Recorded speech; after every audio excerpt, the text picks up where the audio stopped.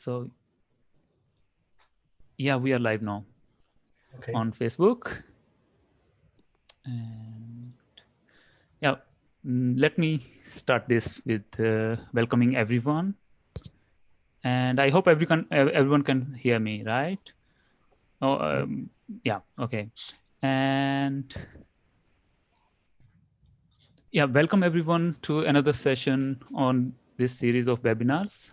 And today's topic is very interesting actually. And in this, we will be talking about caste, business, and MNCs. It is important. It has become even further important in the light of Cisco caste discrimination case, and the relevance of this topic I cannot stress enough. But unfortunately, there hasn't been much discussion or talk going on that is in a serious way. My name is Pardeep Atri, and I will be your host today. And joining me today as a speaker would be Professor Hari Bapuji from University of Melbourne, Australia. Before I go further, let me say a few things about housekeeping here. After the Professor Hari's talk, we will have some question answer session. And I encourage everyone who is watching us on Facebook uh, or on Twitter, please put your question in the comment section, and my colleagues will be helping me with picking up some questions for sure.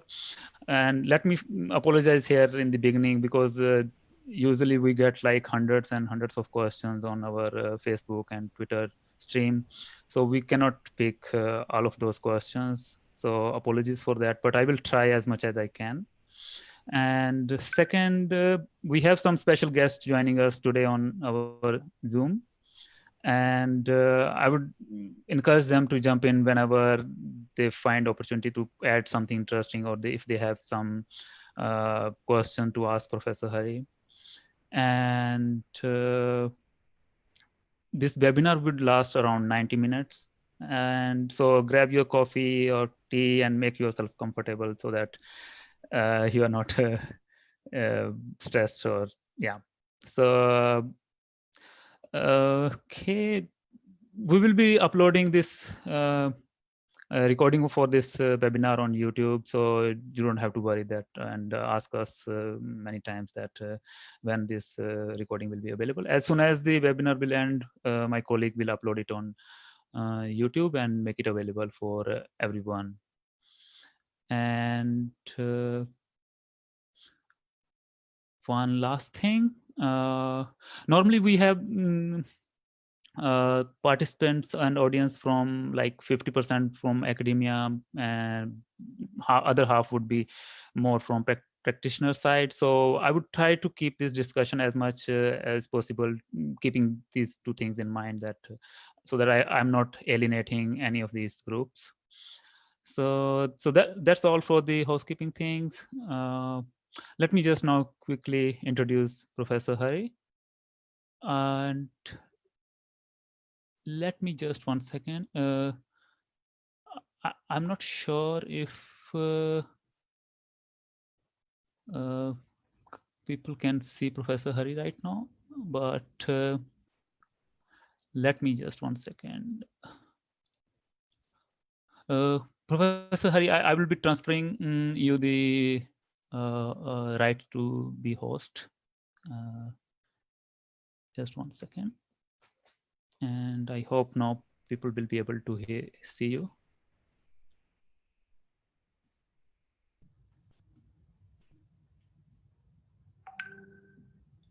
Just 1 second. There has been people commenting on Facebook. There is no video, but Yeah, I think they can see me now. So now probably they can also hear what I'm saying. let me just let me just comment 1 minute. Okay, yeah. Now they can hear you and see you as well. So yeah, let me just now introduce you a bit. I'm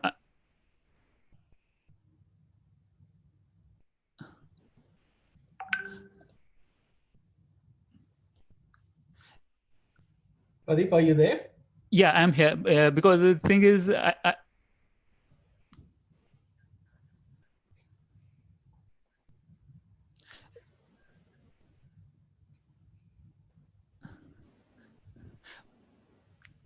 The thing is, on Facebook, you will see maybe 20-second delay from Okay. the Zoom. So yeah, but that's fine, I think. So yeah, I'm here. Yeah,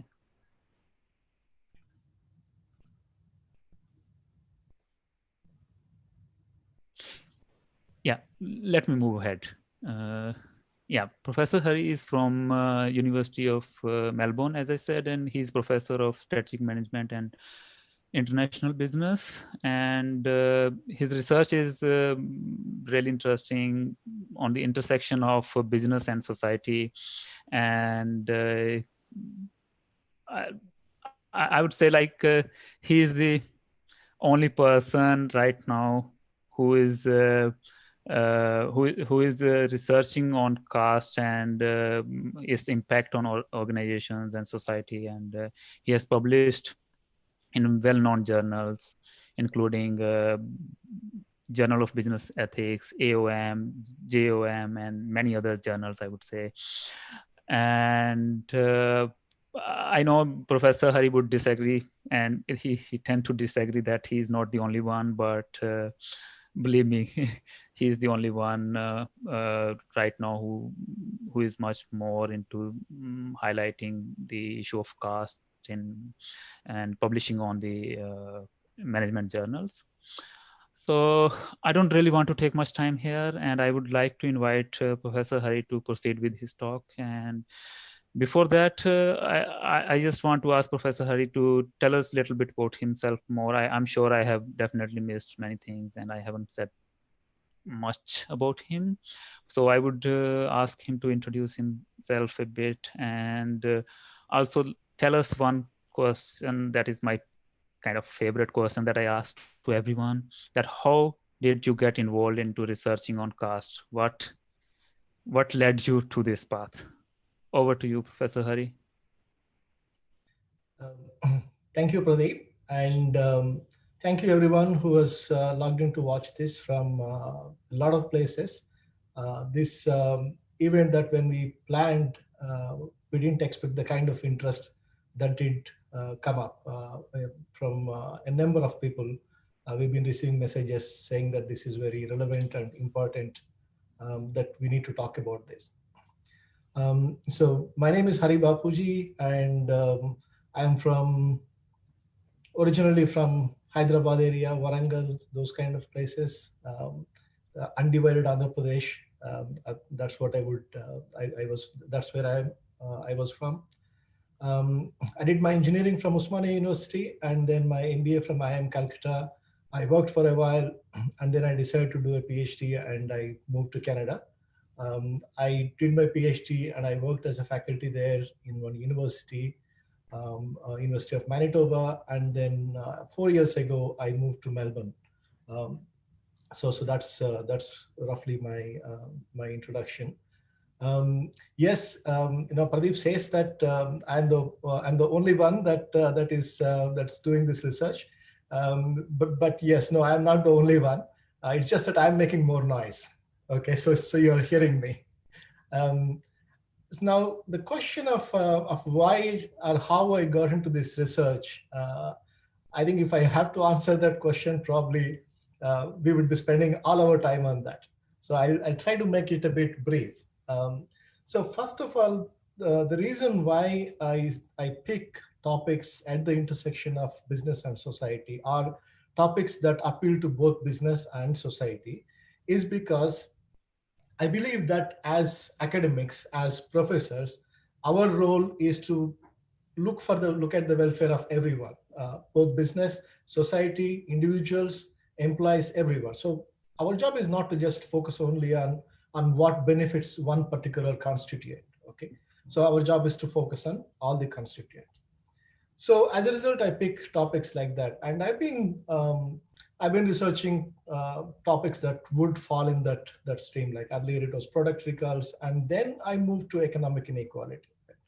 So economic inequality, and after researching economic inequality for I think almost 6 years, I decided that I will start working on caste. Okay. Now, how did this happen? For somebody who's coming from India, as you know, caste is there everywhere. You just can't ignore caste, right? So it's all around you. So why is that I did not think about it before? Because although it is all around us, as I'm going to talk a little bit now, it is something that we don't see. We take it as granted. We don't really see that, right? It's all around us, but it's invisible to us. It becomes a part of our life. And another thing is that when it becomes a part of our life, we look for other things, other topics, rather than focus on this, right? Um, so I was really looking at a number of other topics, but the topic of working on economic inequality has made me realize a lot of things that were going around me, and it also made me understand a lot of things that would that I was earlier not really appreciating, right? Behavior of people. So a whole bunch of things I was not appreciating. But then, after reading the economic inequality literature or after doing my own research, I started to have better appreciation for the phenomena of caste. Right? The third reason is that I was I realized that over the last few years, um, the number of incidents related to caste have been going up. The one incident that really stuck with me, or the one that really made me rethink about this whole thing, is the incident involving the killing of a person uh, who had a song on his cell phone which was in praise of Ambedkar. It was his color tune, right? So when that happened, my first impression was that, so I imagined myself, I imagined how this would have happened. I thought these guys are sitting in a bar and drinking. So probably the cell phone rang. So they probably tried to have some argument, and it probably is a small place and everybody knew each other. This might have been the last resort. I thought, who would kill somebody for having a particular cell phone tune, right? So I just could not believe it. So I dismissed it, thinking that probably they had a long-standing rivalry, and this was the and this was the last straw. But then, as the details came up, I realized that that was not the case. So these people did not know each other. This person was traveling. On the way, he stopped at a place to buy alcohol, and the people around him, there were people around him who were sitting there and drinking. At that unfortunate moment, his cell phone rang, and it was, I don't know what exactly it was sung, but it was in praise of Ambedkar. So then they had an altercation and they took him away and killed him. Right? That made me realize that this caste has really become much more salient or much more important uh, important to us than before, right? So that is how I started to come into caste. So as I said, there is more that we can do. There's a lot more that we can talk about as far as this is concerned. But I will now get to the get to the topic, right? I'm just going to share the screen so you can see the presentation.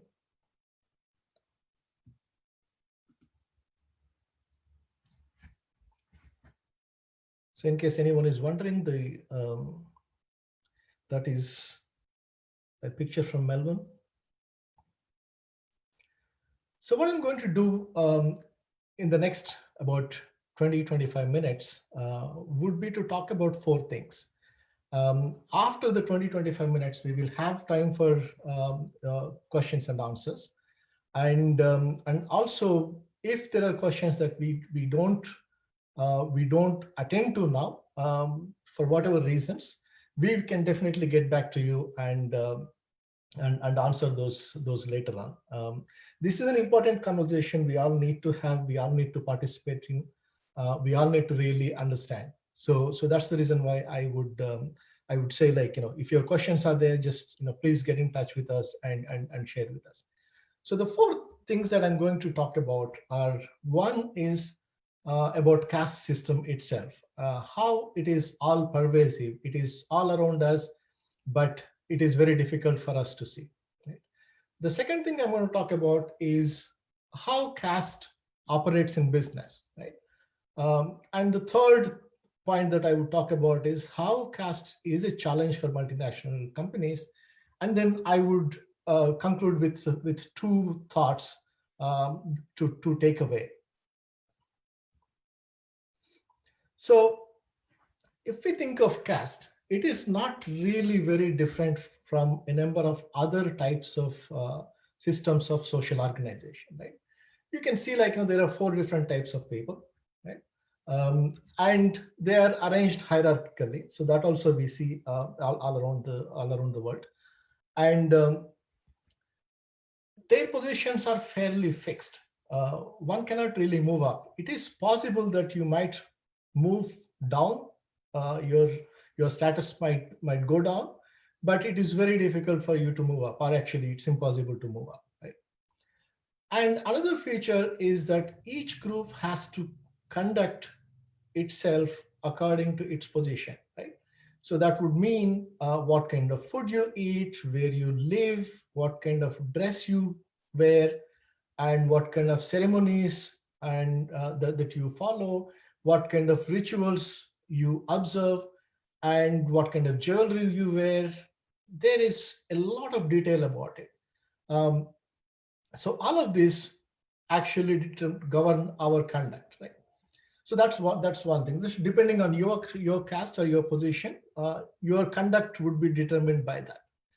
And the next part is that most of your social or life interactions will be with your own group people, that is your own caste people, right? And what do we mean by life interactions? That is who you marry, who are your friends, what work you pick up, and who are your relatives. Everything is based on caste, right?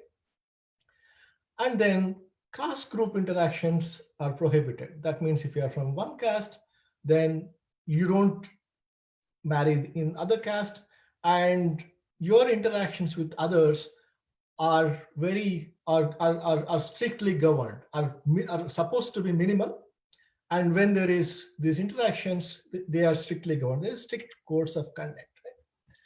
Now, at this point, you might wonder, oh, this seems like a bit of a difficult system. Why would anybody accept it, right? So at first blush, it might seem like, we have similar systems, but as you dig deeper, or as you add more and more layers, you realize that this is a slightly different system than other types of systems of inequality. So the reason why this holds up is the logic behind this organization. Right? So what is the logic? We all know this, at least most of us know this, that the logic is that the God has created this system. He has created one group of people from the head, and another group of people from his arms, and a third group from his thighs, and the fourth group from his feet. So that's what the ideology says, or the logic says. Right? And the second thing is that it says that your caste, or your position, or your group membership is based on what you did in all your previous lives. It's an accumulated punya, or accumulated um, uh, actions, right? That determine what you are in this life. So the only way you can improve is if you govern yourself, or if you behave according to the rules and regulations and norms of the caste system. So if you do well now, if you do well in this life, that means you can improve your position in the next life. So this is the broad idea of the caste system, right? And to really understand this, we need to be quite open. Okay, we need to be quite open in the sense we have to suspend whatever we know about caste. Whatever we know about caste, whatever we think is acceptable about caste, whatever we think is bad about caste, we need to suspend all those assumptions and all those beliefs and start to look at it afresh. Right? So it is difficult to see because um, people mostly live in their own groups, right? As I mentioned earlier, you live in a particular area, your house location in a village, or it is based on caste, right? And even when people move to cities, that also gets replicated. The people who go to cities, they go into certain areas. So you can see caste concentrations in various places. And if you're talking about locations within towns and cities and villages, you know that a lot of times the names of the areas or streets are named after castes. You can just open Google Maps and pick a town or a city or a village, and you would see that. Right? So it's based on your house location, it's based on your food, right? So as you can see here, this one particular brand that has all types of spices and all types of rice and wheat and pickles, all of those geared towards one particular caste, right? So, and you would see more and more things like this, and what kind of jewelry you wear. So all of these things are what determines. So we might see all of this as culture, but this culture is actually determined by caste. So in academic terms, what we are seeing as culture is really a mediating variable, right? It's the caste which is causing culture, which is causing all the other things, right? So that's the way it becomes very difficult to see, because we see culture and we don't see caste. Right? And it is also difficult to see because the caste determines your life interactions, right? You tend to marry within your own caste, right? There are a couple of studies on this, but the one that's most recent is one that involves Professor Ram Mahalingam, who is a professor at the University of Michigan, and his colleagues. What they found is that they looked at all the marriages, and they collected the data from these matrimonial websites, and they found that over 90%, I think it's 95% actually, over 95% of marriages are within caste, right? So you don't really have a chance to interact with people of other caste. If you're marrying within caste, then your relatives should be from the same caste. So it becomes very difficult to find people of other castes. So as a result, you think there's no caste really.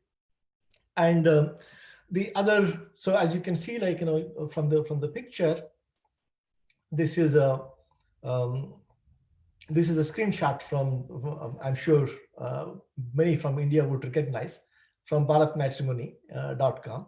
And you can see there's so many different filters that you can use, or different searches that you can make based on caste. And not only that, as you can see in the other picture, this open badminton tournament, it's open, but it is only open for Daivagnya Brahmins, right? So it's not open for all Brahmins. It's only for one particular type of Brahmins. And this is organized by Daivagnya Foundation, right? Now, the Daivagnya Foundation, obviously, if you're part of the group, then your social interactions, your friends would come from places like that, right? So there are organizations which manage our social interactions or create networks for us. So that's another reason why caste becomes difficult to see. Right? Caste also becomes difficult to see because there is some kind of fluidity in the whole thing, right? What I mean by fluidity is that although you can see that caste has an effect on everything, but it's not always the case, right? So, for example, anybody can become a king. Yes, in history there were kings from different castes. That's not wrong. And but typically they happen to be Kshatriyas. And the second thing is that social mobility is possible over multiple generations. Like some castes can gain more status. And then there is always this exceptional cases, right? The exceptional cases where somebody from, like most of the time when I present, people say, oh, there is a Dalit priest, right? I'm exactly not sure whether it's a Dalit priest, but non-Brahmin priest. So as you can see here, the Tamil Nadu government has appointed a non-Dalit priest or a non-Brahmin priest, and then there was also another attempt to uh, teach people to become priests. I think that was being done by Baba Ramdev and others, if I remember that well. So caste becomes very difficult for us to see, but it actually maintains and increases inequality in society. What it does is, so this is a paper that I've written with my colleagues Sneha Krispal. So what it does essentially is that it gives us our economic capital. It gives us our social capital. Social capital is our own relationships, as I was telling earlier, who you know. Cultural capital is all the other things related to food and related to rituals and all of those things. All of those things you get from your caste, you get because of your caste. And caste also determines your access to resources. For a long period of time, only certain castes were allowed access to education, and where, you know, what kind of and some were not allowed access to water in the village, right? So because of taboos associated with untouchability and all of those things, and also because of your status in the hierarchy, your access to health and your access to employment, that is what kind of job you take, all of these were also determined by caste. Together these two would determine what exactly you get out of your labor. That is, when you work, how much value you get out of it, how much compensation you get. If the job that you're doing, let's say you're cutting hair, you're a barber, it is not considered to be high value, so you don't get paid well, right? Or if you're cleaning streets, you don't get paid well, but that is coming again from the caste system, right? So that is the what kind of resources you got and what kind of resources you got access to, and then it keeps reinforcing itself by virtue of these returns. So that's one point for us to remember, is that caste system is invisible, but it determines what kind of resources we get, that's what kind of capitals we get, and what kind of resources we can access, and what can we get out of our labor. So the next thing that we need to understand is that businesses play a central role in maintaining and increasing inequality in society. Right? And they do this via in multiple ways, but the two things that might be of interest are the ones that we covered in this particular paper that we recently published with colleagues Charmi Patel, Gokanaitak, and David Allen, is that human resource practices and corporate social responsibility are some of the ways in which corporations or businesses create inequality in the society. We will not have time to deal with all of those, but I'll briefly deal with the human resource practices. So what are human resource practices? When you're hiring in business, you can have advertisements that encourage or discourage certain types of people. Here we have one advertisement that was put out, which said only Brahmins need to apply. When it was criticized, and they said, no, we did not mean that. We just meant only vegetarians needed to apply. Okay. And then here another one is like, it says only Agrawal Vaish applicants to apply. So we know this in other literatures as well, right? The way you frame the job advertisement encourages certain types of people and discourages certain other types of people, right? So that's one way that businesses can influence. And other way is that after you apply, um, your resume can be screened, right? So when it is being screened, there can be discrimination in that. How? There are studies that have shown that if there is a screening, there is a if for the same resume, if you put the name of a high caste person versus a low caste person, the chances of getting called for an interview are higher for high caste person. And these studies have been done in with respect to other types of groups as well, like whites get more calls, and men get more calls. So are people of higher social class, they get more calls compared to others. So there is discrimination in screening, and then you pass the screening and you go into the interview, then biases come into play, right? So in terms of stereotypes of who are good candidates, right? So often the the studies that I've talked about, various biases, right, in terms of how certain caste people are not vocal, and how certain caste people are supposed to be learned and supposed to be better. And I'm pretty sure you know which caste I'm talking about if you know about the caste system. The idea is really not to talk about the caste. Our idea is not to talk about specifics, but to see this whole thing as a system, and that's what I'd like you to take away, right? So there can be biases in interviews. So the biases could also be in terms of who is the manager hiring and who is the candidate. So based on similarity.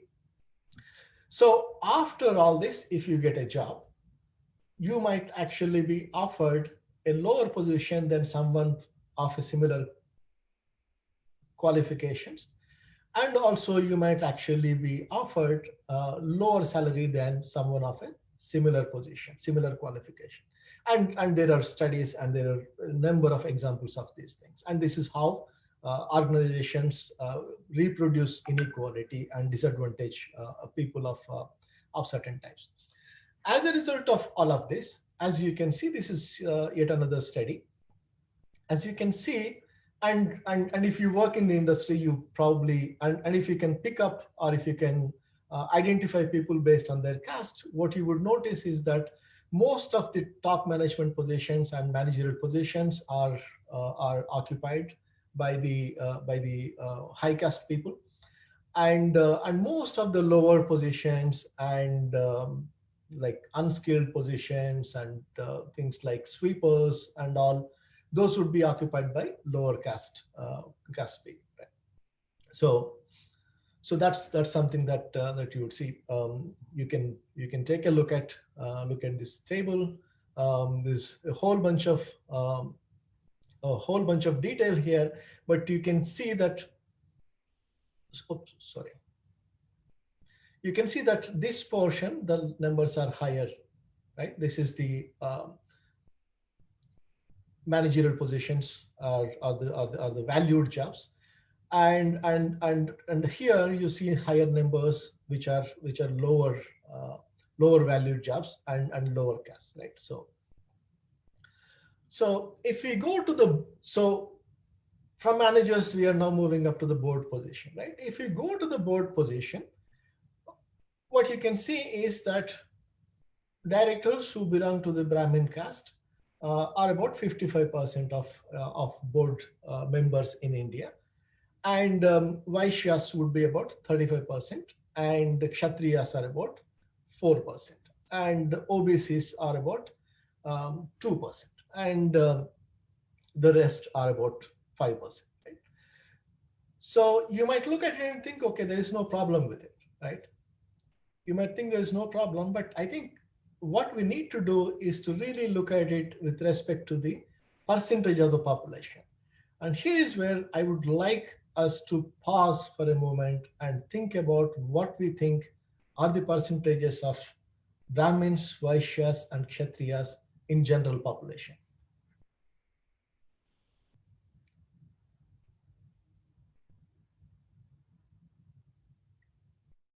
So I hope you thought about it and have some numbers. So as you can see here, So this is latest figures from Piketty's recent book. So what you can see here is that, and for those of you who might not know this, the government of India's census takes information about caste, but it doesn't always publish it. As a result, we don't have this information official. A lot of these are estimates. But even by these estimates, what we see is that the Brahmins are about 6% of the population, and Vaishyas are about 3% of the population. Right? So if you think, and this is for anyone who thinks racism is a problem or race is a problem, and particularly those who may be watching this from outside of India or in Western countries particularly, if you think racism is a problem, that is racism where about 70 to 80% of population occupies about 80 to 90% of positions. That is, they occupy about 15% more positions than their share in the population. Then you can imagine what or how big of a problem caste can be or caste is, because you're talking about almost a population that is about 9%, occupying about 90% of the positions, right? So 70 to 80% or 70% population occupying 80% positions, that's about 15% more, to 9% of population occupying 90% of positions, that is about 100 times more, right? So that's the kind of thing that we are looking at. So we have now looked at the businesses and how caste affects that, and now we go to how multinational corporations are prone to caste-related problems, right? And those of you, so some of you might remember that there was a controversy involving Twitter CEO when he held this poster, "Smash Brahminical Patriarchy," and there was a case against him which was recently dismissed, but there was a lot of discussion about it. And then we all know about the Cisco case about caste-related discrimination. So MNCs are blindsided by caste because caste is an invisible force, invisible system, as I mentioned before. And also, like, they don't really include caste in their consideration or in their strategies, because there is no need to address caste legally. Outside of India, there is no recognition of caste as a category or as a group. And inside India, private sector, because multinational corporations should be private sector, there is no need for them to have any affirmative action. So as a result, they don't look at caste. And they also use the privileged caste lens to understand and manage India. So their understanding of India, whether it's about what percentage of people eat vegetarian, or what is Indian culture, all of those things come from their interaction with a small group of people. And there, the HR practices do not recognize caste diversity. Right? So they recognize non-white or brown people, or desis, as they would be called outside of India, but they don't recognize the diversity within the desis. Right? So when they hire, they have a certain desired profile, like one with connections, one with certain type of language, one with certain type of education. And because of historical reasons, caste system is about 3,000 years old. Actually, it's older than that, but about 3,000 years ago is when it became stronger and rigidified, so that there is no mobility between castes. There is less mobility between castes, less interaction between castes. So because of the historic reasons, when they hire people from privileged caste. And what happens, these privileged caste people, because they have been acculturated in their own caste, their own groups, they bring people like them again. And multinational companies have the system of referrals, right? And that's one way that they recruit more people from privileged castes. And their diversity and inclusion would look at Indians or South Asians, right? But it does not recognize the diversity within. As a result, even when they have diversity or affirmative action programs within their companies, they tend to pick again people from the privileged caste, and this becomes even more of a more of a phenomena, because more than 90% of the people who have migrated to Western countries tend to be from the top castes, right? And just now we have seen that we're talking about 15% of the population uh, versus 90% in the US, for example, right? So multinational companies, just like the regular businesses, also create inequalities and create and maintain inequalities related to caste and also other things. But here we are focusing on caste. So I'd like to leave with two concluding thoughts. One is that whenever we discuss caste, we always think that caste is a problem of one group, like it's a problem for Dalits, but it's not a problem for only Dalits. It's a problem for everyone. Okay, and second, caste is not one practice. It is not about untouchability, or it is not about what you cook, what you eat. It's a whole system, right? We have to look at the whole system, and we have to look at the whole ideology that is driving, right? And you can find many examples, because we are in the Corona season. So I thought I'll share this coronavirus according to astrology, or Vedic astrology, that they called. According to this, we should have had our cure by now, and pretty soon we would be seeing the end of it. So jokes apart, what this tells us is that when you have a caste ideology, your scientific bent of mind may be compromised, right? So you're looking at something that is not necessarily scientific. You're promoting something that is not necessarily scientific. So that's one thought I'd like to leave you with. That is, caste is not a problem of one group or one practice. And the second thing is that caste is not a problem only of discrimination, but caste can inflict losses on businesses and societies. And this is from another paper that I've published. But what so you can read this, or I can share this if you're interested. The way inequalities affect performance of organizations through employee attitudes and behaviors, and through entrepreneurship and through competitive environment. Similar way, caste inequalities can also affect and inflict losses on businesses.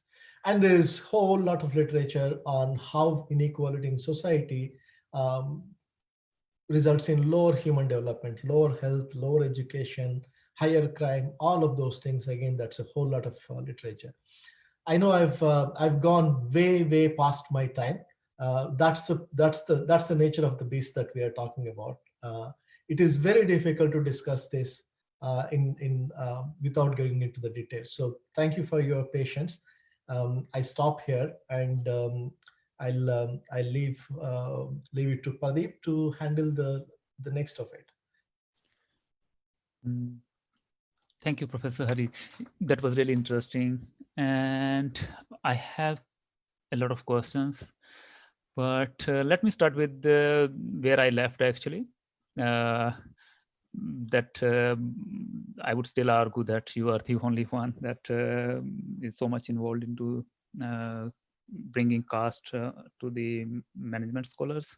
So why do you think that so many organizational studies scholars and they overlook caste?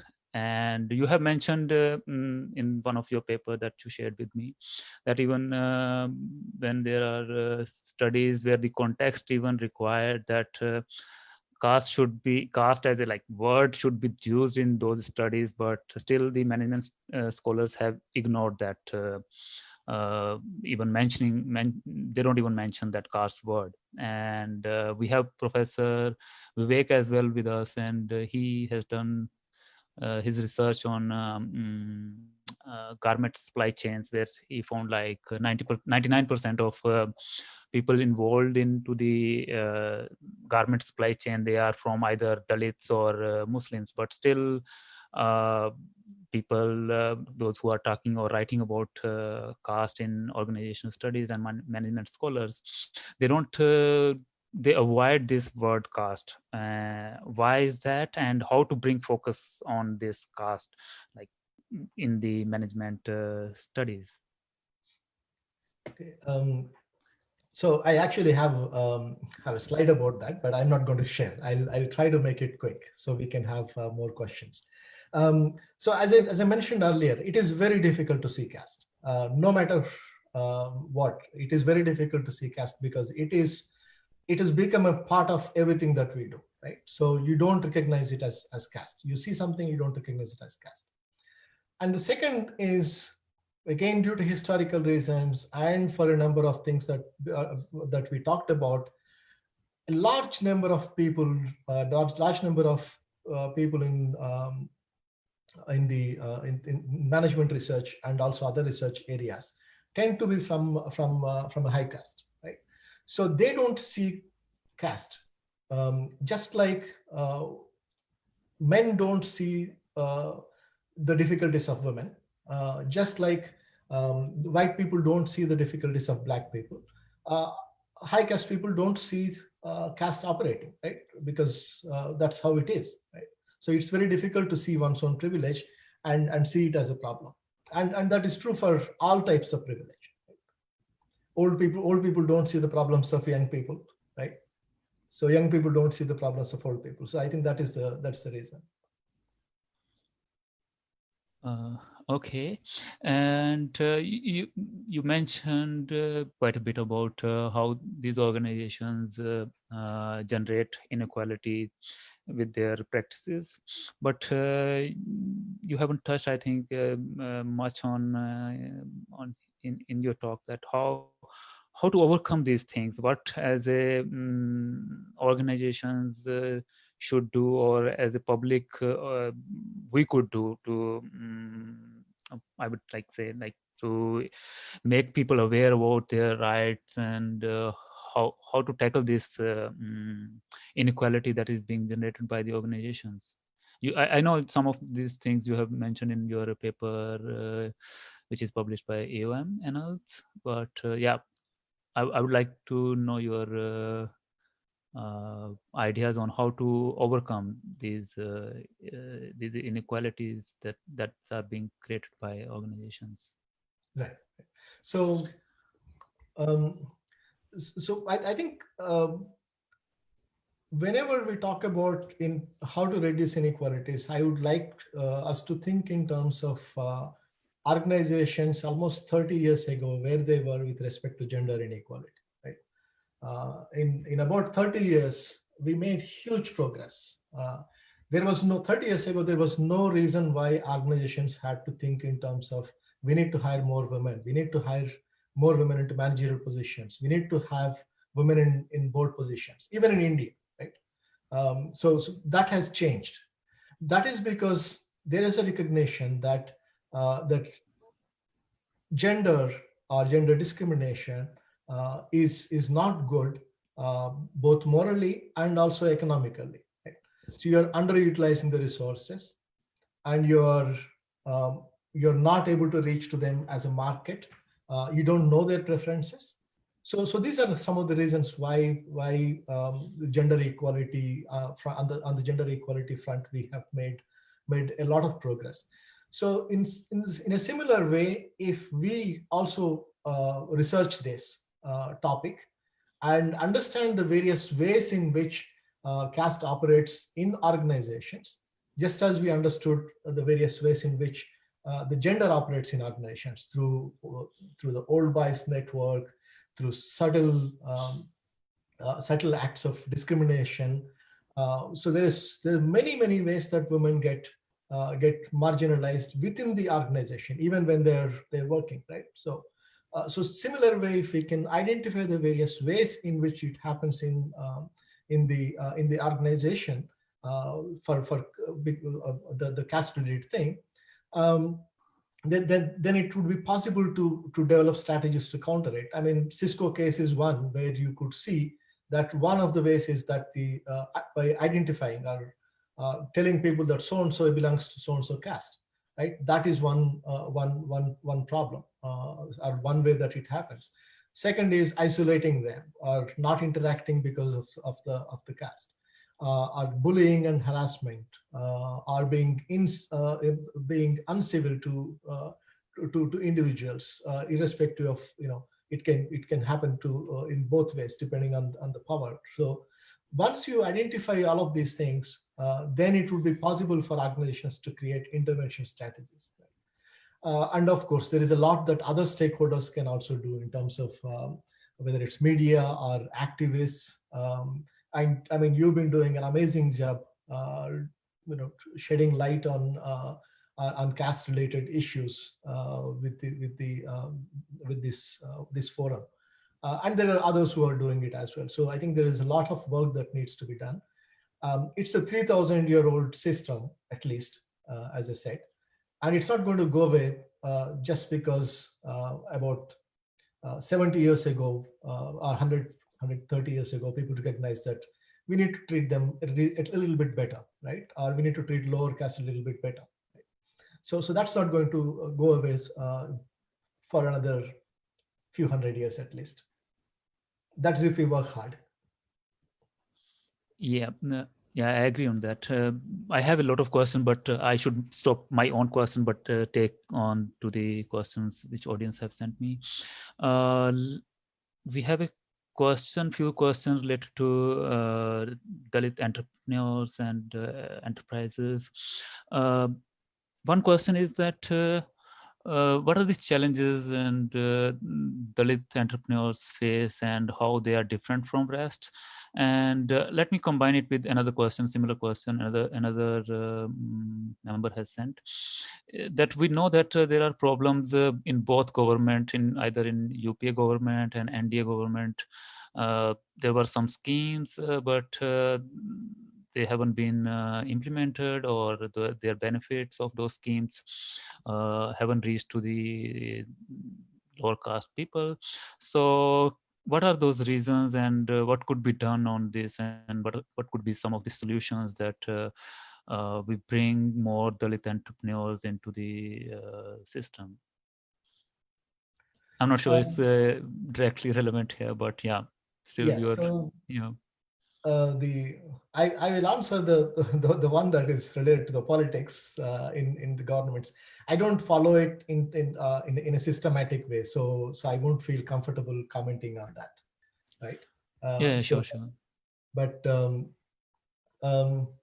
Pankaj, would you want to take this question? Are you able to do that? Otherwise, I can answer. I think you are the best person to answer it. Pradeep, would it be possible to I think Pankaj can just jump in and unmute himself and just reply, or I unmuted him. Yeah. Okay. So, I mean, can you repeat the question again? I mean, I was just noting down something. So sorry, I missed the question. The question is, what are some of the challenges that Dalit entrepreneurs face, and how they are different from the rest of the people? Like Okay. other. Yeah. Okay, thanks.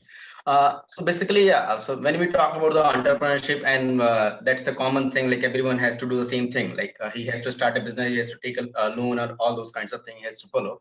The major problem which they face, that is called, we call the stigma, and the kind of fear. So when they go to the, I mean, nearest shop, and when they do the relationship with their, so somewhere it comes, their caste comes into their path, and they has to face somewhere. Like, so how does this works? How do they has to hide their caste? Like they are using different surnames, using some Hinduized culture, like tika on their forehead. So these kinds of things they had to hide. So when we say, what is the difference between like upper caste entrepreneurs and lower caste entrepreneurs? The upper caste entrepreneurs is much more confident to do because he has a lot of cultural and social capital, whereas in terms of Dalits, they don't have that, and they has to they to gain that cultural capital kind of thing, they have to pretend themselves like, okay, they are belonging from the upper caste, that kind of things they has to do in while practicing business. Yeah. So Is it?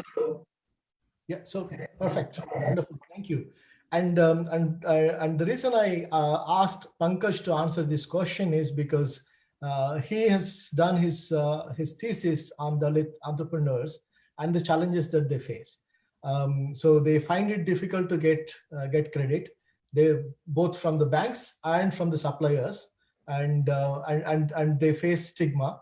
And Pankaj has interesting work in this area with Pratik Raj from IIM Bangalore. So they show how caste influences entrepreneurial earnings from entrepreneurship. Not only for Dalits, but across the caste, they show the variation depending on the caste category, and that's a great paper. So that's the reason why I asked Pankaj to answer that. So we can go to the next question. Yeah, Pradeep. also before I go to next question, I would say like those who are interested into Dalit entrepreneurship, there are, I think, two very good paper already written by one by Munshi, another by Lakshmi Iyer. Yeah, I right. think those would be pretty good to get an idea on Dalit entrepreneur, the issues and challenges, and yeah. Okay, let me go to the next question. This is from Justin. He's a PhD candidate from UNSC Sydney Law. And he asks that do you think caste in businesses should be addressed, or is it possible it to be addressed through the international law, like making principles on business and human rights? Um, yes, to some extent, it would help. At the end of the day, caste is definitely becomes a human rights question, but that becomes a human rights question only for certain castes, not for all castes. As I was mentioning, caste is an ideology, it's a system.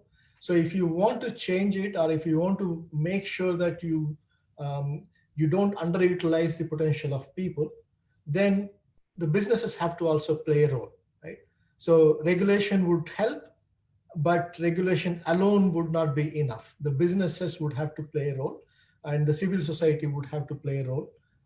So I think there's a lot more in terms of many other stakeholders have to play their own roles as well. Uh, Yeah, I agree on that. I remember we were talking about these things in our emails as well. But let me ask, like that was kind of would have been like my last question. But let me bring that question right here. You mentioned it need to be done from different players, civil society, at firm level, industry level, institution level. So tell us something, how and what could be done on these three fronts, because these 3-4 fronts where we have to tackle caste from every angle so that it become much more relevant, much more bring focus on this, that it hurts not only the businesses and but it hurt like lives. So what could be done? That's the question here on all these fronts. Like what could civil society do, what could common public do to make, and what could businesses and at institution levels? Yeah, so um, it's a lot actually, Yeah, I and know, as I I was know. mentioning, like it's a difficult issue that's in multi layers, right?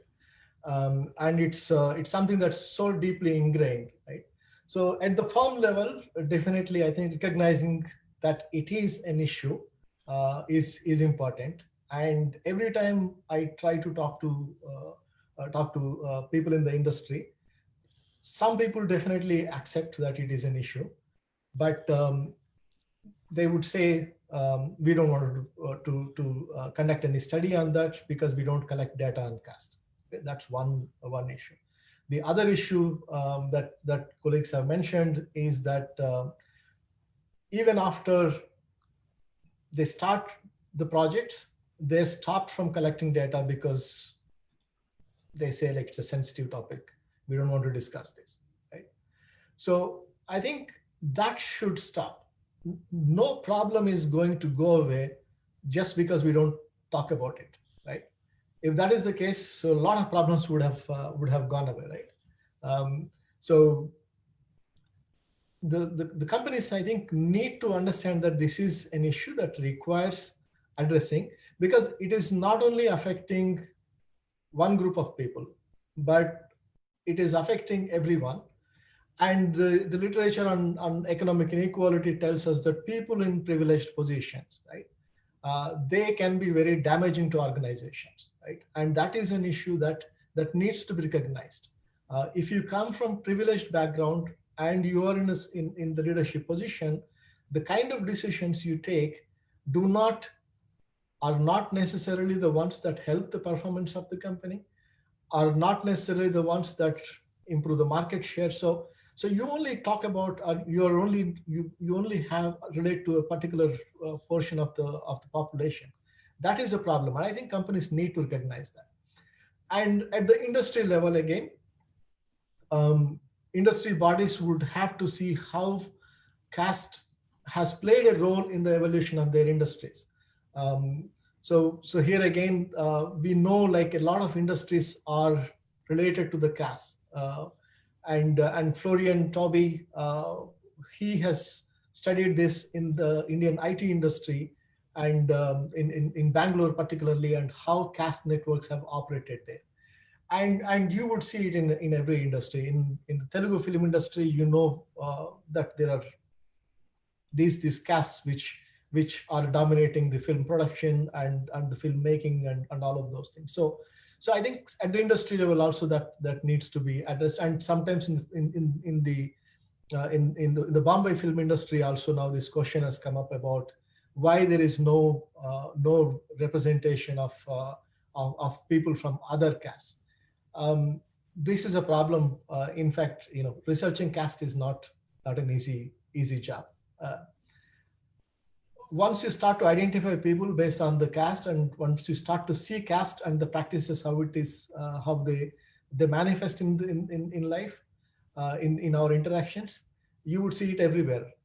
So you would hardly find a non-upper caste names in the movies, and if they are, they would typically be for somebody who's a driver and things like that. So at the industry level also some things like this need to be done. And at the institutional level, I wish, Sneha, would you like to join? Or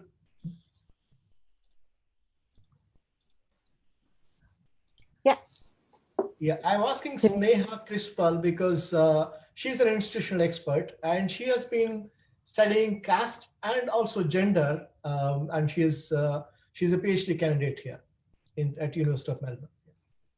Yeah, so I think can you hear me? Yeah, we can hear you.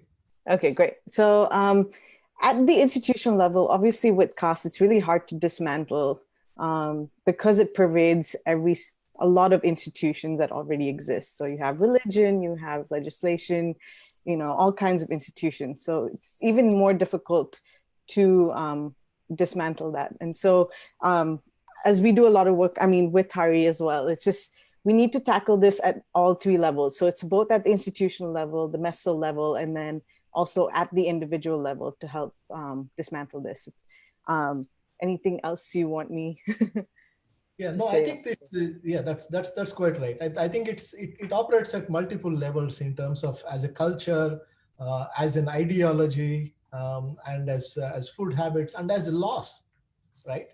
And as laws and regulations. So it really operates at multiple levels. So all of those need to be identified and then tackled separately. Right?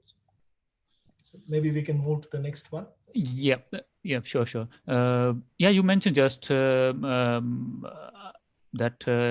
organizations and companies, they should acknowledge the that inequality being created by them. But you also know, and you I think mentioned in some of your papers as well, that inequality is good for the businesses because they can get cheap labor or exploit things and bypass things and stuff like that. And then why would they do that?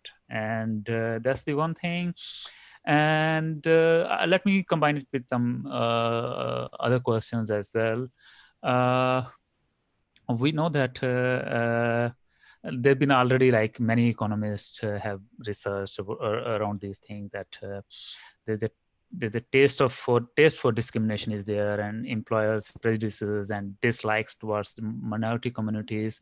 Those things lead to discrimination in the labor market.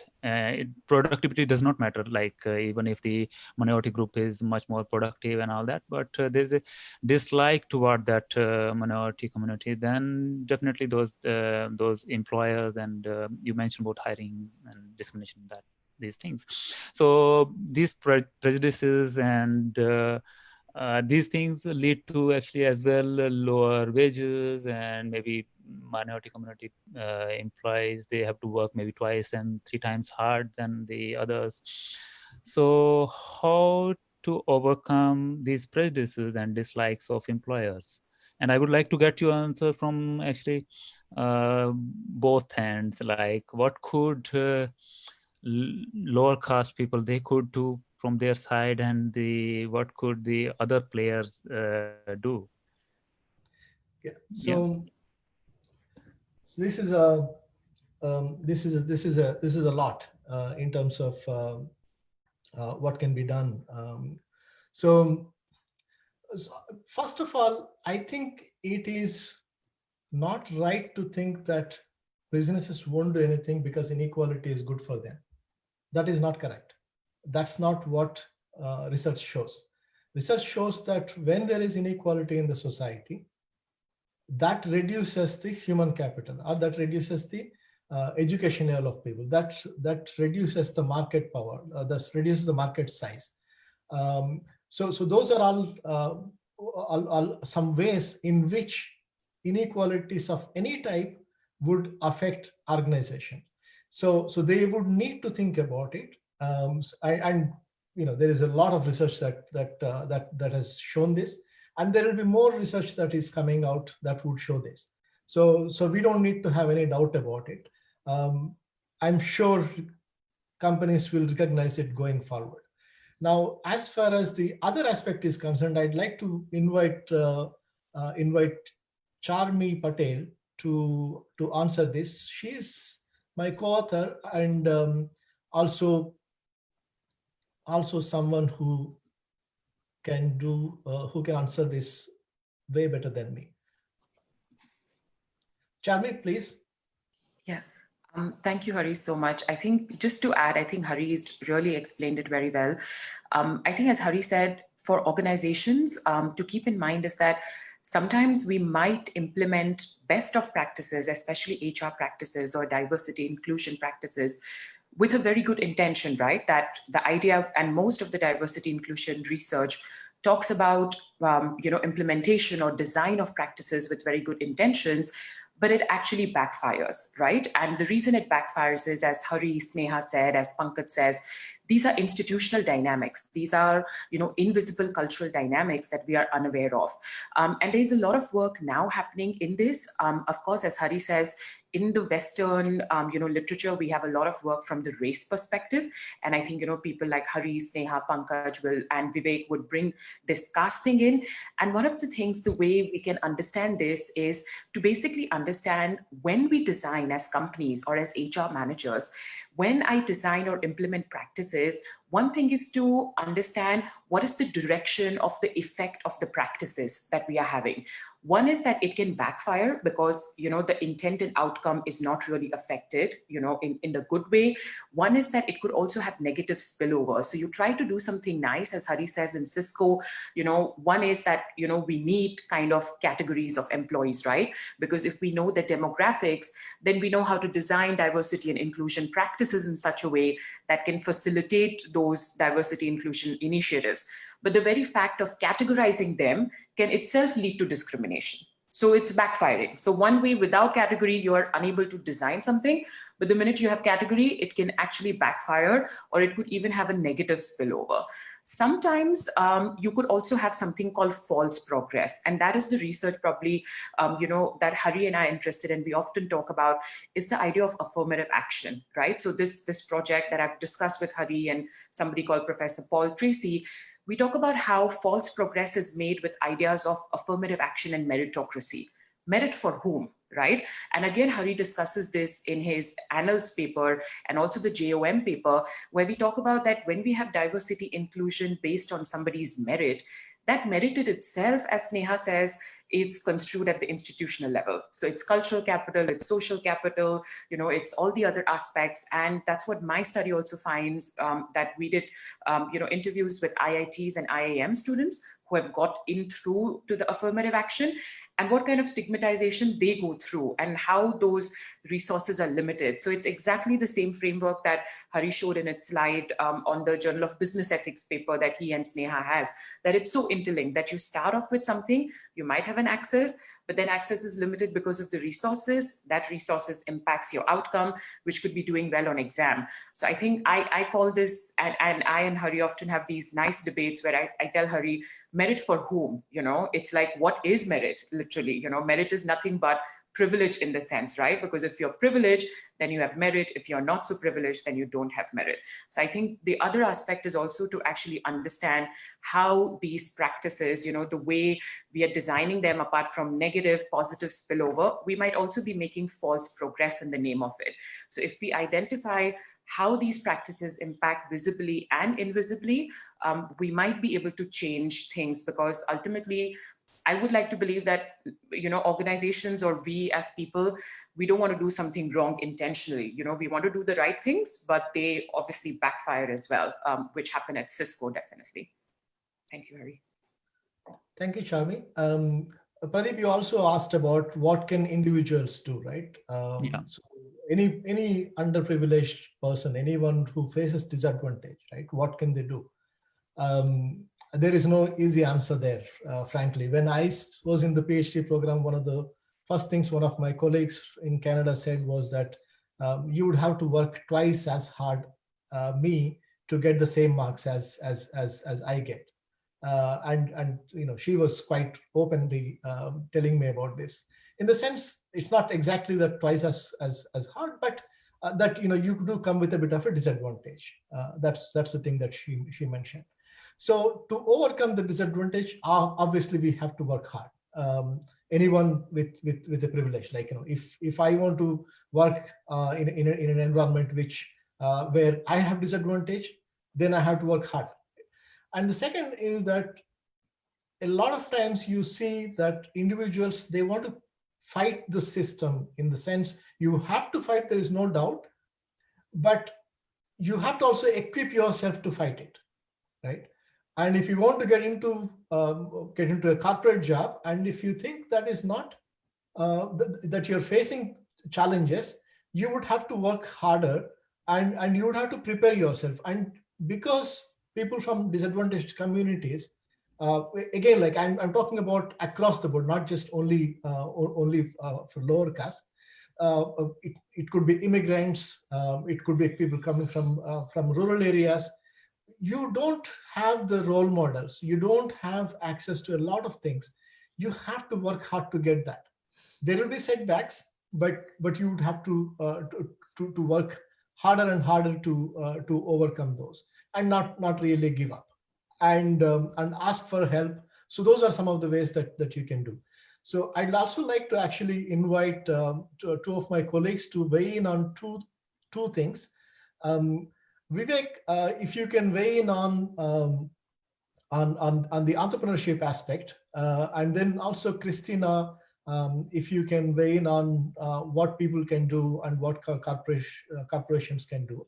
Vivek is a professor at University of Bath, and a number of you might know Christina. Christina is a corporate executive and is also an activist.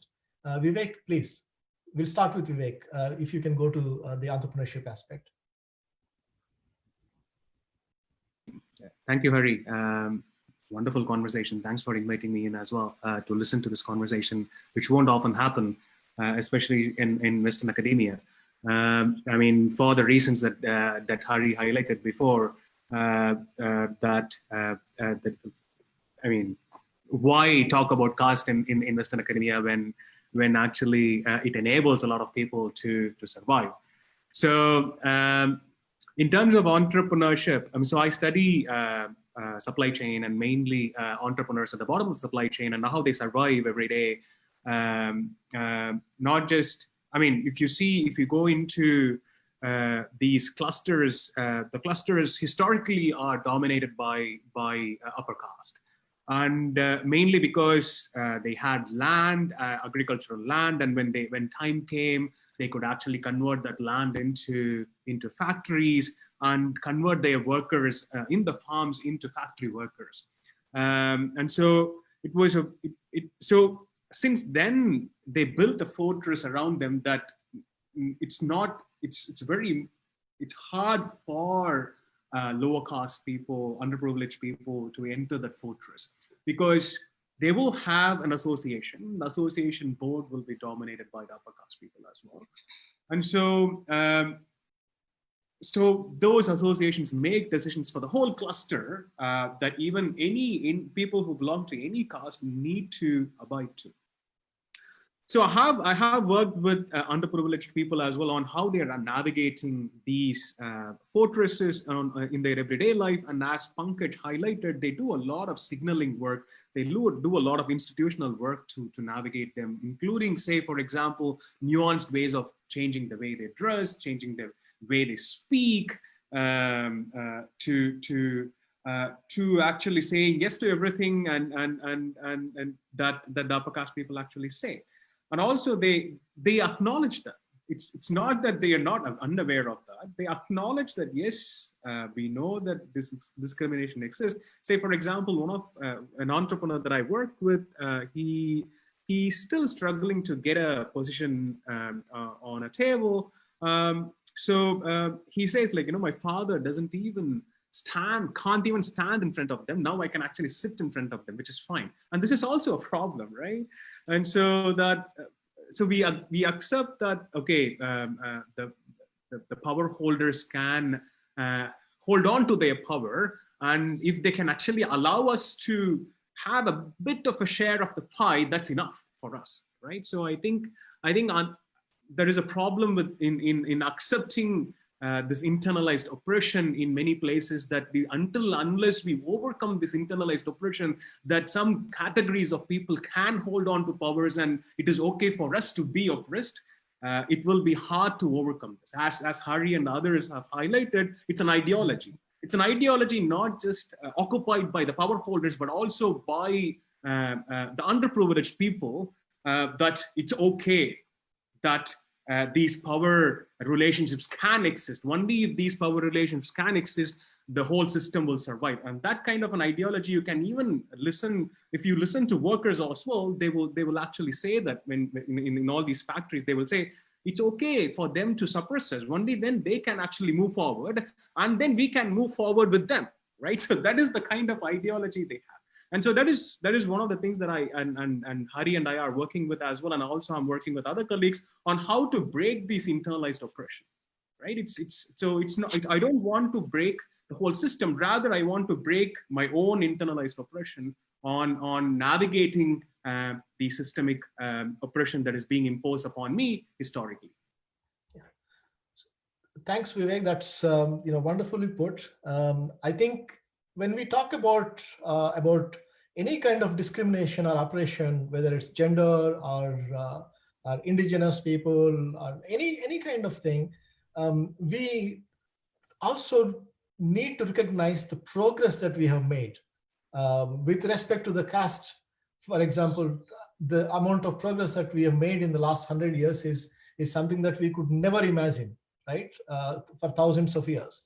And with respect to gender, the progress that we made is again like unimaginable just about 50 years ago, right? So with respect to race, the same thing. We have a lot more to do, but I think we made a lot of progress. I think we need to acknowledge that. With that, I would like to ask Christina to weigh in on what people can do and what corporations can do to facilitate more inclusive organizations. Thank you, Hari. I think this has been a brilliant conversation. As someone who's both Dalit and a corporate professional, I've been trying to talk about it, write about it for a few years now. And I can't express the joy is a modest word, but I can't express the gratitude that I feel right now that we've come to a point where we can have this conversation with authenticity, and that's something that we have not been able to do for quite some time now. And I particularly want to thank this engineer in Cisco who had that courage to do that, and the confidence of the community that backed that person to be able to go ahead and file the suit. And for that reason, people in the US have been able to write about it, talk about it, and that has also opened the doorway for all of us to have this very important, very pertinent conversation. That being said, there are quite a number of priorities that corporates have, multinational corporations have, both private sector companies within India as well as international MNCs. As far as caste is concerned, I believe one of the easiest things that they can do is have a company policy or a code of conduct on caste. That is something that's lacking across the board. As somebody who works for a multinational corporation, I do know, and I have seen every paper possible, every other document possible. They go as close as culture, they go as close as ethnicity, but they don't mention caste. And that's one of the easiest things you can do, considering that you are an MNC that is working within the Indian context, within the Indian subcontinent, employing people from lower caste. And I don't just mean white collar jobs and middle management jobs, but also as part of the supply chain. This is the easiest and the most elementary thing that any corporation can do. Secondly, I think Charmi also touched upon this, is also to find what kind of affirmative action policies can we have. We've had organizations and corporations and corporates very blatantly and in a good sense and very openly putting out job advertisements for LGBTIQA+ professionals, and some of the development sector organizations have put out honest advertisements asking for people from marginalized communities, very explicitly specifying that we want people from SCST and Adivasi communities. I don't think that's stopping. I don't think anything is stopping corporates from looking for candidates from these marginalized communities, taking into account that this is a community that's hardly represented as Hari had very beautifully presented to us at the start of the session. Thirdly, I think company-wide D&I initiatives, I think it's time that we started looking at that, right? And one of the reasons why that's not happening is this industry of diversity, equity, and inclusion is also, unfortunately, being led by people who don't belong to marginalized communities. And by that, I mean SEST and OBC communities and Adivasi communities. This D&I community itself, we have representation from LGBTIQA+, but we don't have people, at least as far as I know, as many as we need to, from caste-affected communities. And that's something that needs to change. We need to look at what it means to have an employee resource group. We need to understand the nitty-gritties of it, or at least start having that conversation. What do D&I initiatives look like?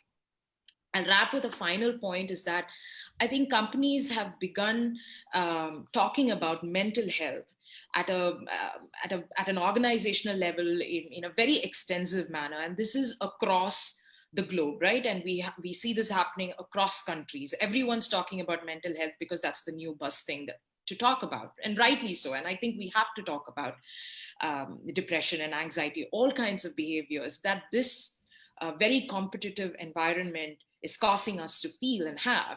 But somehow, and I thought about it, Hari, when you spoke about how Dalit professionals or caste affected communities need to equip themselves, need to not give up.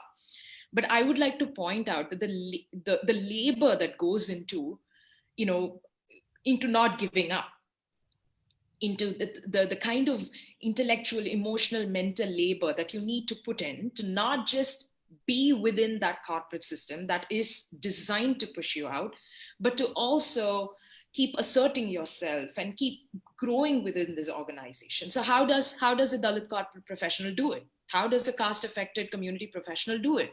If there are hardly any support systems, if pretty much every other friend and community or support system within the corporate space is upper caste, and the kind of systems that are supposedly placed to assist you are just not understanding how caste affects you. So how does that community professional go about living, go about growing? There's this whole black box of networking that we have not even touched upon, scratched the surface on, because networking happens along caste lines. And this is something that we need to know. This is something that we all need to assess and agree and accept, right? So when this is the kind of battleground that's ahead of me, no amount of merit is going to cross that chasm, right? So there's this so basically, to wrap up, is that if there are opportunities and avenues to talk about mental health, I think we are definitely ready to talk about caste. Thank you. That's great, Christina. Thank you. I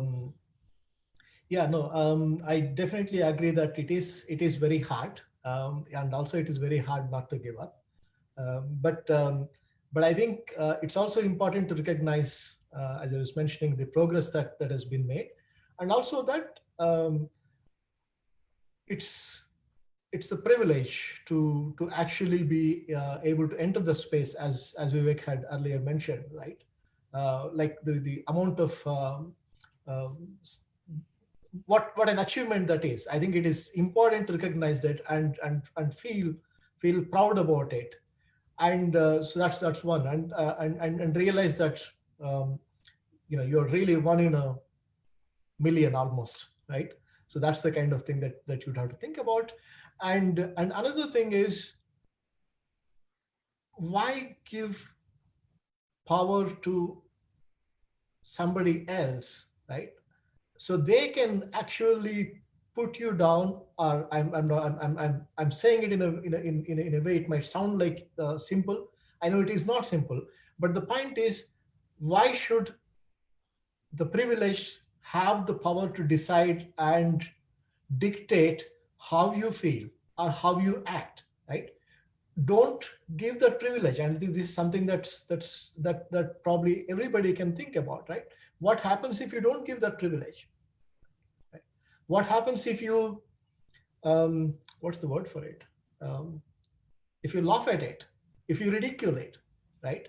So what happens to that? I think again, like, we, Sneha and I have been working on the digital space, like in terms of ethnography, right? Looking at what's happening in the space. You would see a lot of memes now coming up, which make fun of the caste system, right? Which make fun of the caste system and in a very funny way, right? So they're taking the power away in some sense, right? So I think these are some of the ways that need to be thought about, and I think we are very much close to the end of this. So I'd like to ask Pardeep. What should we do next? Yeah, that was really interesting discussion. It could go on, and I think it would never end. But let me just ask one last question. Actually, we mostly talked here like for-profit businesses. We've been talking about those mostly, and we did not touch much on like maybe charity or NGOs. Like they are supposed to be like more human and more, I would say, like those organizations should be at least more sensitive towards these caste issues. But what we have seen, like I don't have any research data from India, but I know from the USA that keeping everything equal Afro-American led NGOs and social enterprises, they get much lower funding compared to the white led NGOs, no matter they are more qualified even than the leaders from the white led organizations. And they have to produce much more documents and have to much more difficulty in convincing the investor to invest in their social enterprises. So it's kind of similar what Ambedkar had said, I think in when he was writing for a journal or a paper in America, actually Voice of America. He said charity is communal, and when in India a Bania dies, he leaves money for a Bania, or a Jain dies, he leaves money for a Jain and Marwadi, and they leave for them their own clan and own caste group, and there's no kind of room or chance for the downtrodden and untouchables. So keeping all these things in mind, when charities are supposed to work for towards evening or to even out the inequality, it in a sense is creating an inequality. We are supposed to be in a charity, when you shouldn't be considering these kind of issues. You should be much more open, but we have seen that's not the case. So what should be done on this front from the charity or NGOs, and what could be done? Yeah. So it's an interesting question about charities, that they are supposed to be very egalitarian, but they also can reproduce inequalities, because as I was mentioning earlier, it is the ideology, right?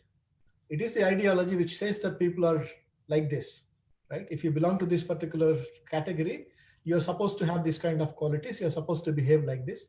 So this is what your situation will be, or what your situation is. So as a result of that ideology, it is very difficult for people to see those who are receiving charity as worthy of charity, as worthy of taking action, right? So that is kind of a bit of a cynical view, but there are also people who would work within the NGOs, right? Who do a lot of work to improve the situation. And my colleague Israr Qureshi and Babita Bhatt, they're not here, but they do work on this area.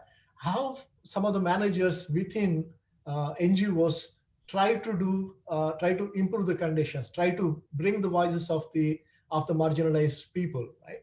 So just to, I think we can ask Vivek to add. Vivek would like to add something, please, Vivek. Sure. This is an interesting question, right? So I've been exploring one of an NGO's work within the garment industry, and how they are actually working with workers to address gender inequalities and other issues. What I actually found is they, instead of addressing gender inequalities, they actually reproduce gender inequalities within those things. And one of the main reasons that I was discussing with Hari over private chat, or in a normal chat as well, is that these NGOs are run by privileged groups. So it goes back to the donor communities as well, right? So again, going back to Hari's model of access to funds and whatnot, it's not just related to private corporations, but also related to charities and their access to funds, right? So you have to be in a particular privileged group to actually get access to certain types of funds, because it's not like it doesn't work in a black and white way where you can apply for a funding and you get a funding. You need a political connection to even get charity funding. And once these NGOs create these a brand, they won't allow other NGOs to participate in that circle, right? There is a lot of dirty work they actually do to. Charity should be taking a morally high ground, but then I have seen many NGOs doing dirty work. Even with us academic researchers, when we enter the field, they try to do a lot of things to push us outside the circle that they have already occupied. Say, for example, healthcare for workers in garment industries. And we as researchers try to do something, and then they would be like, nope, you can't. Or they won't say, sometimes they won't say it directly, but they indirectly put a lot of barricades for us to engage with workers and other communities to do something meaningful. And that is also a problem. So it starts from, it's a supply chain in itself. The whole supply chain of how NGOs work are all dominated by majority of the NGOs, majority of the big brand NGOs are all dominated by privileged groups. So until we break the chain, until there is some sort of monitoring mechanisms that works to break the chain, it's impossible for the underprivileged to go into that circle and create a bigger community through a non-profit organization work. Yeah, that's why I asked this question, because this is something that not been much talked, and like NGOs should be much more, as I said, much more human towards this cause, and they should be, but that's not the case that we have seen almost No, I think we everywhere. should not categorize organizations based on how they are registered, either as an NGO or a corporation. Right? It's just a registration, right? Doesn't matter. It's all run by people at the end, right? So people come with ideologies. People are not without ideologies, right? They're not objective objects, right? So I think we should see any organization, public, private, non-profit organization, as normal organizations run by people with ideologies, with biases and whatnot. So I think that in that way we can actually avoid this conversation and put NGOs into the corporate bucket as well. No, but I think my concern here is because different, we have seen this research from private sector has much more discrimination, caste discrimination, and public sector has much more, much less than compared to private sector. And if we put into the same category, same bucket, it would be, I don't think would be the good idea. So that's why I wanted to put it in a separate bucket and talk it in a separate sense. Yeah, so that was the whole idea, because the discrimination level, or how much discrimination is there, is from research we know that is totally different at different type of organizations. Yeah. So almost we have kind of overrun as usual. I have a lot of questions, and I would, as usually, I apologize for that. And I thank everyone for joining us today, and keep in touch with us on our social media, or send us an email, or on Facebook, write to us, and we will love to continue this discussion, and maybe come back again with another session on something similar. And until then, goodbye and have a nice day. Thank you. Thank you. Bye.